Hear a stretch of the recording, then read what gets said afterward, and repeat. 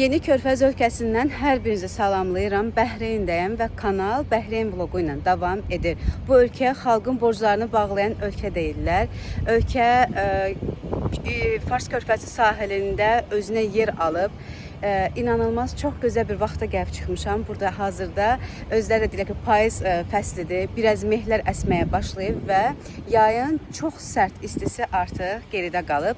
Bəhreyn elə bir yerdir ki, öz adı ilə, adının səslənməsi ilə diqqətimi hər zaman cəlb edib. Məndə coğrafi anlamda bir neçə belə şəhər və bir neçə belə yerlər var. Bəhreyn onlardan biridir. Coğrafi anlamda Bəhreyn Fars Körfəzi sahilində bir yandan Qatar yarımadası, digər tərəfdən isə Səudiyyə Ərəbistanı ilə sərhədlənir və sonuncu ilə arasında 25 kilometrə qədər uzanan Fəhd körpüsü var. Səudlar onu özləri tikiblər və bugün belə özündə keçənlərdə Səudiyyə Ərəbistanı milli bayramı olub. Bugün Bəhreynə mən gələndə Səudiyyənin bayraqları asılmışdı. Bir növ aralarında biraz belə dostluq münasibətləri var və Səudlar Bəhreynlə əylənmə məqsədi ilə gəlirlər. Təəssüf ki, bu belədir. Səudiyyə Ərəbistanında hazırda içki qadağandır, lakin Bəhreyn o baxımdan tolerantlıq prinsipinə, siyasətinə girir və ona görə də Səudlar buradan çox rahat çimərlik mövsümündən istifadə etmək və təəssüf ki, içkidən istifadə etmək məqsədi ilə gəlirlər və bunu bütün ada da qeyd edir. Bəhreynin rəsmi pul vahidi dinardır. 1,1-1,2 milyon əhalisi var ki, onun da tam yarısı yerlilərdir. Bu da onu digər körfəz ölkələrindən tamamilə fərqli edir. Bəhreyn sözünün mənası iki dəniz mənasını verir. Bəhr dəniz deməkdir və Quranda tam 5 dəfə Bəhreyn sözünə rast gəlinir. Lakin bu bugünkü ölkənin adını deyil. O vaxtlar ərəblər bura aval deyirlər və bugün aval sözündən tibb mərkəzlərində, istehsalatdikləri yoğurtlarda istifadə olunur. Bəhreyn isə iki dəniz mənasını verir və bugünkü ada dövlətə nəzərən bu, şimaldan və qərbdən uzanan körfəz və cənub və şərq və qərbdən uzanan körfəz suları ilə əlaqəlidir. Lakin eyni zamanda Bəhreyni dedikdə iki dəniz bu anlamında burada nə nəzər tutulur? Üstə görsənən Fars körfəzinin suları və adanın aşağısından axan içməli sular nəzərdə tutulur. Bəli, Bəhreynin fərqli özəl tərəflərindən budur ki, adanın tam altında içməli sular var ki, bugün ada boyunca həmin içməli sulardan istifadə etmək, onları suvarmada istifadə etmək məqsədi ilə bir çox suvarma sistemləri də qurulub. Ümumilikdə Bəhreyn tarixi baxımından qədimə dayanan bir yerdir. 51 təbii adadan və 30 süni adadan ibarət qurulmuş bir dövlətdir və ərazisi baxımından Asiyanın Maldiv və Sinqapurdan sonra 3-cü kiçik dövləti sayılır.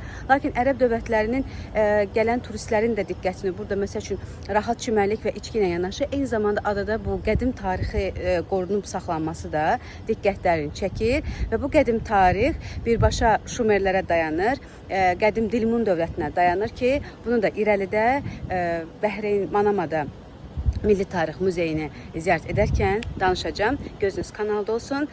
Maraqlı bir vlog bacardığım qədər çəkməyə çalışacağım. İmkanlarım daxilində. Ümid edirəm onu da bəyənəcəksiniz və yolcu yolda gələk.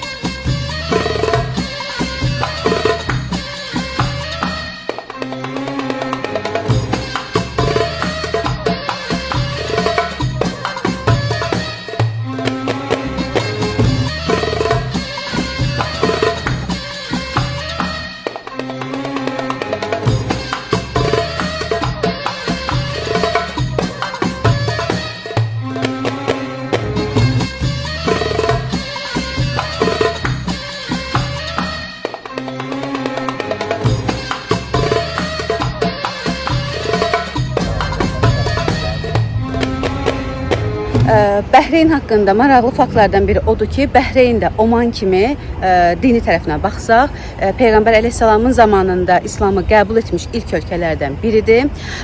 Burada əhalinin əsas etibarilə əhali Şiə məzhəbdəndir. Lakin ölkəni Əl-Xəlifə adlanan sülalə idarə edir ki, onlar da Sünni məzhəbindəndir. Bu şəkildə maraqlı bir bir quruluş deyək ki, yaranır. Dünən sual verirəm ki, bu ada dövlətdə bir narahatlığa gəlib çıxartmırdır ki, xeyr, yəni normal şəkildə insanlar birlikdə yaşamlarını davam etdirirlər. Bu baxımdan Bəhreyn dözümlüyün və səbrin nümunəsi ola bilər. Yəqin ki, dünyada nə baş verirsə, hamısı İraqda baş verir. Aləmlər qarışır. Bəhreynin tarixi də çox maraqlıdır. Qədim tarixini danışmaqla yanaşı, Bəhreyn uzun müddət, niyə burada şiəlik çoxdur, çox yayılıb, şiə məzhəbi daha çoxdur. Bəhreyn uzun müddət Ərəb xilafətinin dönəmindən sonra bir müddət Portuqalların nəzarətində qalmış, lakin ondan sonra Səfəvilərin hakimiyyəti altına keçmişdi və Səfəvilərdən sonra, Səfəvi sülaləsindən sonra Nadir Şahın hakimiyyəti altında qalmışdı. Və Bəhreyn də bugün deyirlər ki, ara sıra bəzən İran Bəhreyni hələ də özünün tərkib hissəsi kimi hesab edir.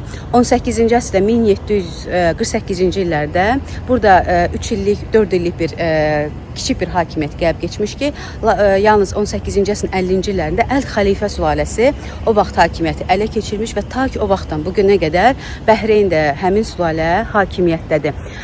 Arada bir müharibə, dünya müharibəsi illərində İngiltərənin protektoratlığı bura gəlmiş, digər dövlət, Ərəb və Körfəz ölkələrində kimi 70-ci illərdə güya bu protektoratlıq bitmiş, lakin Oman müqayisəsi də var, Oman nümunəsi də var ki, formal olaraq bitsələr də əslində Körfəz ölkələrini hər zaman nəzarət altına saxlar. Bu da onların nefti ilə bağlıdır. Lakin Bəhreynin əsas qızıllarından biri, dırnaqarası qızıllarından biri neftinə yanaşı mirvarisidir və uzun müddət tarixi boyunca 19-cu əsrə qədər Bəhreyn dünyada ən gözəl mirvarini istehsal edən mirvarinin vətəni hesab olunmuşdur.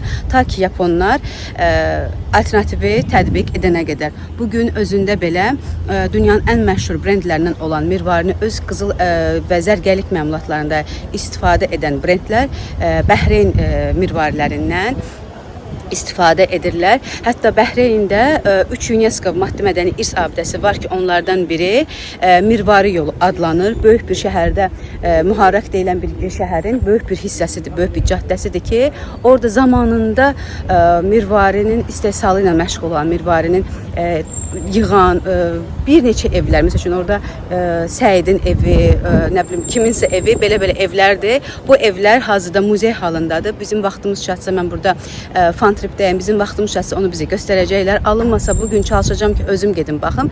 Çünki bu olduqca maraqlıdır, böyük bir məhəllədir, böyük bir rayondur demək olar ki, və o UNESCO-nun maddi mədəni irs abidəsi hesab olunur. Bura Bəhreynin Manaman belə deyək, ən böyük məscidi olan, həm də Bəhreynin Əl-Fət məscididir.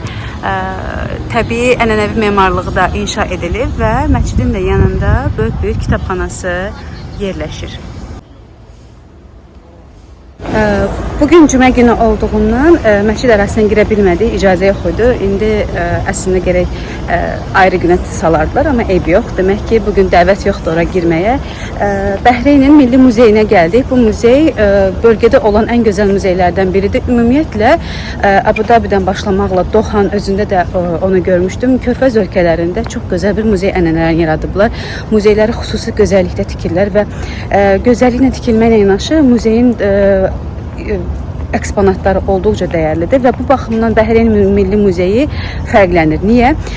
Sırf Bəhreynin bu tarixinə görə, burada bayaq videonun əvvəlində qeyd etdiyim kimi Dilmun mədəniyyəti olub ki, Tunc dövrünə aid olan bir qədim bir şəhərdir və Dilmun qədim eradan əvvəl 4-3-cü minilliklərdə Mesopotamiya ilə Hind sivilizasiyası arasında çox önəmli ticari bir nöqtə olub.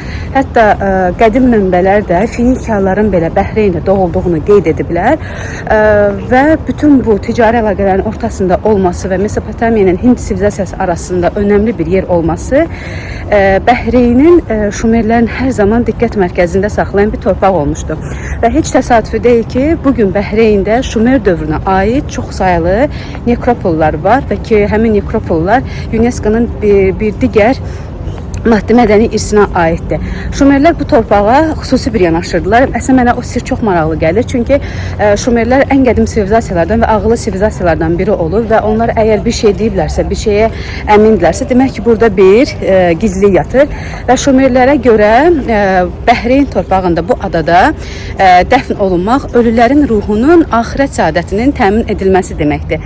Və sən o qədər gözəl bir zamanında tanrılara təslimatın olub ki, sən burada dəfn olunmaq şansı qazanmısan. Burada dəfn olmağa o şəkildə yanaşırdılar və heç təsadüfi deyil ki, Şumerlər hətta ölməmişdən öncə belə Bəhreyn adası ərazisində nekropollar sifariş edirdilər və arxeoloji qazıntılar zamanı həmin nekropolların bir neçəsi boş aşkar edilmişdi. Bu da öncədən sifarişdən irəli gəlir ki, öncədən sifariş etmişlər, lakin sonra burada dəfn olunmamışlar.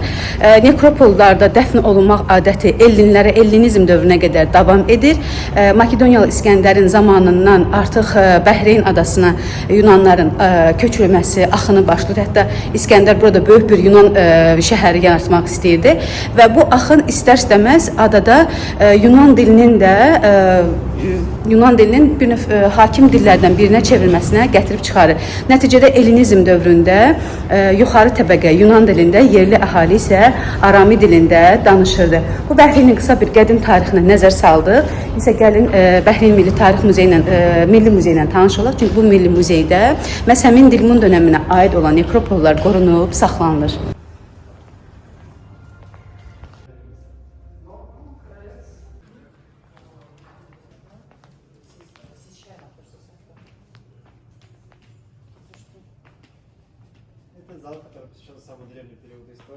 Bu da bayaq haqqında danışdığım nekropollardan birinin nümunəsidir. Bura həmin bu Dilmun zalıdır və bu şəkildə bu nekropolların içərisində insanlar dəfn olunurdular.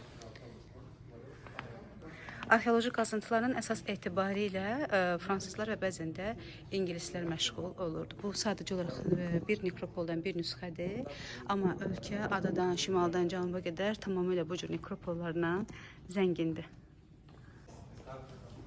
Bu da yaxşı yeyib içən kişi.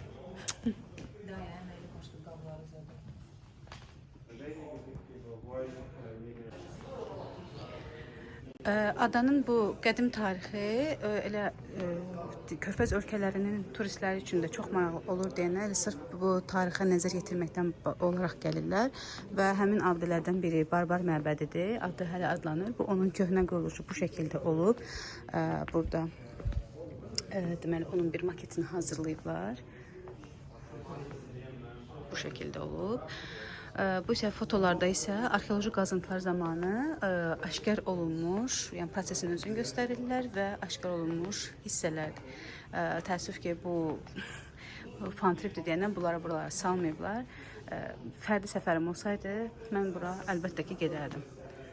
Yayda getmə əlbəttə ki, mümkün deyil, çünki çox isti olur və hər cür heyvana rast gəlmək olar. Amma artıq payızda getmək olardı. Diqqətimi bunlar da çəkdi. Bizdə əslində deməli bir çox Azərbaycanda bir çox yerlərdə daşlar üzərində belə bir oymalar var, çıxıntılar var və əslində bütün bu şeylər, bu nüanslar, bu detallar Azərbaycanın o qədim tarixinin tam bu elə Mesopotamiya və Şumerlər dövründəki tarixlə də bağlı olduğunu mütləq ki göstərir. Многие традиции, они происходят на нет, странно, в принципе, в наших, я думаю. Но в частности, на этой экспедиции представлены народы. Раньше ходила девушка рожать в дом отца, учитывая, что здесь не принято уезжать, как правило, детям из родительского дома, и младший сын остается жить с родителями. Соответственно, его жена переезжает жить к нему, то есть в дом родителей мужа. И именно во время родов она уходит рожать в dom своих родителей. Doğuş zamanı Bəhreyn qızları ata evlərinə qayıdırdılar və övladı ataların evində dünyaya gətirirdilər. Arxa fotolarda ənənəvi Bəhreyn evləri görsənir. Burada isə nanun bir ənənəni göstərir ki, burada şirniyyatlar paylanılır. Muzey mənə İslamabaddakı etnoqrafik muzeyi xatırladır. Çox gözəl muzeydir o. Yəqin ki, mədrəsəni göstərir.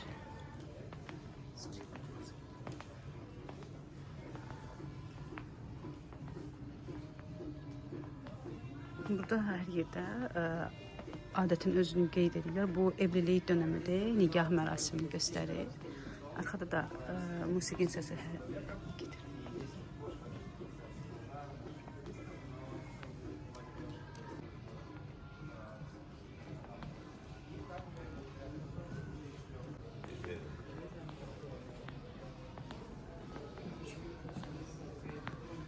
Faraha toplanma yeridir. Dəniz sahili ölkələrində bu səhər hazırlayır. Bu isə xurmalardır. Qəşəngdir. Annenin adını yaxşı qoyublar. Uşaqlar dənizə gedir. Burada köhnə şəkilləri də tapıblar, qoyublar. Uşaqların Zilhiccənin 9-cu günü Məkkədədir, ziyazə varlar, Ərəfata gedir. Uşaqlar isə Bəhreyndə həmin günü Hiya-Biya adlanan ənənə ilə qeyd edirlər. Onlar dəniz kənarına gedirlər. Səras Hiya deyilən bir bu bilmədim nədir bu sözün mənasını. Dənizdən toparlayırlar və Hiya-Biya mahnısını oxuya-oxuya qeyd edirlər. Çox maraqlıdır doğrusu. Arxada da həmin musiqi səslənir.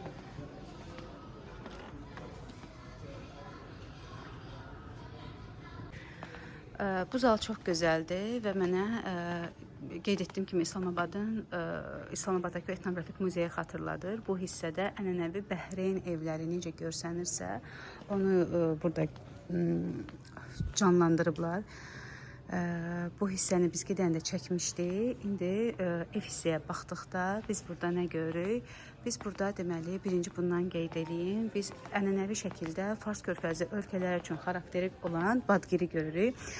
Badgir İranda çox geniş yayılıb, xüsusilə Yəzdə və daha cənubda və onlar təbii havalandırma, evlərin təbii havalandırması olub. Bunların altından sular axılırdılar və orada həmin o su vasitəsilə evlər sərinliyi təmin olunurdu və demək olar ki, körfəz sahili ölkələr üçün bu xarakterikdir.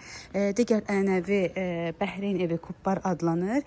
Həsirdən və palçıqdan olmuş bu evlərdə ən çox qış aylarında insanlar yığışardılar və bir növ istilik əldə etmək üçün bizim tam da Qobustan qışlaqlarına bənzəyir. İnsanlar orada yaşayardılar. Gözəl muzeydir.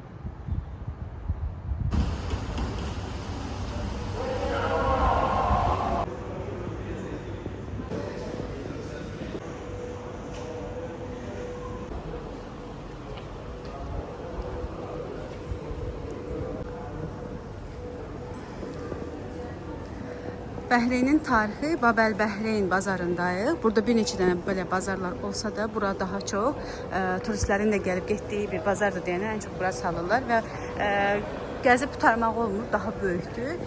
Əsas hissəsinə saldılar, hardakı bu belə tarixi əşyalar, suvenirlər satırlar. Amma ən maraqlısı indi yəqin ki, o bir məhəllədir, çünki orada halvalar, yəni Bəhreyn halvası da Oman halvası kimi çox dadlı və fərqlidir.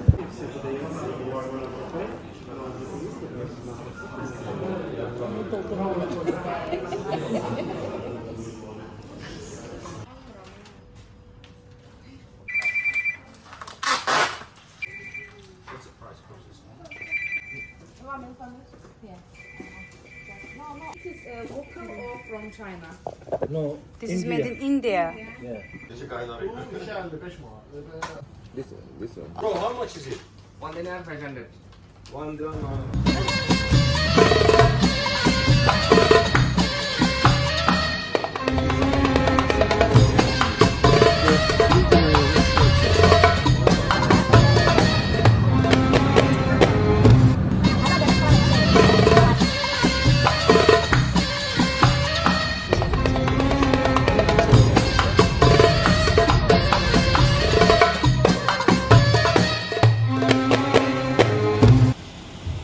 Yeni günümüzü ada dövlətin cənubunda açırıq. Ta şimaldan cənuba doğru gəldik və burada Dürrət Əl-Bəhreyn deyilən bir yer var. Çox gözəl bir layihədir və adının da mənasında dür sözü var və tərcümədə Bəhreynin mirvarisi kimi tərcümə olunur. Mən indi bura çox da yuxarıdan və yaxud yandan çəkilmiş bir fotonu əlavə edə bilmirəm. Lakin xəritə üzərində baxsaz, Dürrət Əl-Bəhreyn özündə nəyə ehtiva edir, onu çox gözəl görəcəksiniz. Bura 2004-cü ildə əsası qoyulan və 2008-ci ildə tikintisi başa çatmış arxipelaqlar kompleksidir və ümumilikdə Şimal şəhər və yerləşdiyimiz Əl-Mühərrəkdən sonra ərazi baxımından 3-cü, Bəhreyn 3-cü böyük arxipelaqıdır. 15 adadan ibarətdir, böyük bir layihədir. Və məhz bu Dürrət Əl-Bəhreyn hazırda arxipelaq və 15 adadan ibarət kompleks olmaqla yanaşı Bəhreynin Havar adlanan adaları var ki, Havara doğru gedən gəmilər məhz buradan tərpənir. Bir növ liman rolunu oynayır. Havara gəldikdə indi Havarla ayrıca paylaşımları qeyd edəcəm orada. Havar özü Bəhreyinlə Qatar arasında yerləşir, lakin Qatara daha yaxındır və Qatara bu yaxınlığı da iki ölkə arasında ərazi mübahisəsinə gətirib çıxarmışdı. Qatar deyir, Havar mənimdir, Bəhreyn deyirsə, deyir də ki, mənimdir. Hər nəysə, heç kimin heç nəyə yoxdur əslində bu dünyada, hər şey Allaha məxsusdur. Lakin dövlətlər hər zaman bir-birini mülk üstündə qırmağa davam edir. Bizə isə səyahət etmək və yolculuğa getmək qalır. Burada belə bir deməli Havar resorta gedən yer var. Burada gəminin gəlməsinə qədər arxadan artıq turistlər gəlir. Bunlar əvvəldən gedənlərdir. Biz isə öz qayğımızı gözləyirik.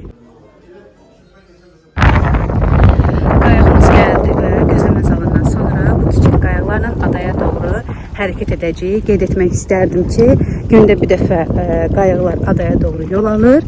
Lakin əgər siz şəxsi transfer istəsəniz, bu biraz baha olur və $1400 qədər qiyməti var. Bye bye. Bye, mom. See you later, mom. İnşallah.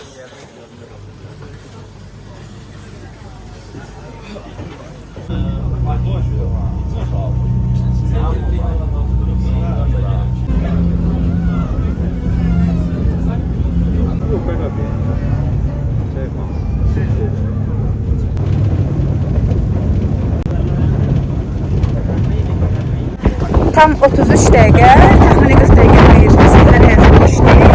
Xoşbaşı bəzi boyunca düz ərəb ölkələri, ərəb qitəsi deyil. Və tam burada artıq Havar adaları boyunca avtobüsdə yerləşib. İndi mərkəzə gedib çatmalıyıq. Bu şəkildə belə bir görüntüsü var. Həm ümumi bir binası var, həm də deməli suya çıxan villalar da var. Bura liman hissəsidir.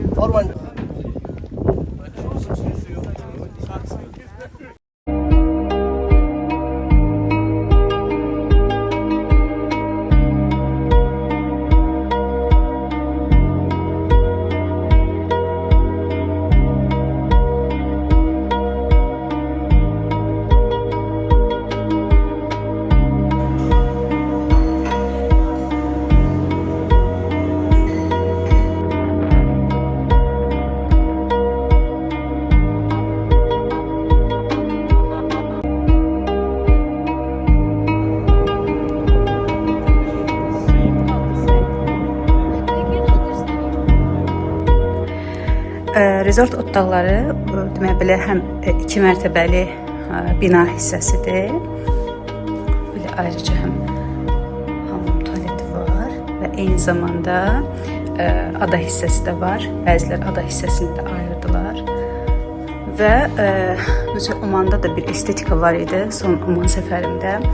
Burada da bu estetika çox gözəldir. Rənglər və seçim inanılmaz gözəldir. Və tək elə rənglər və dizaynın özü çox qəribə şəkildə bir huzur yaradır.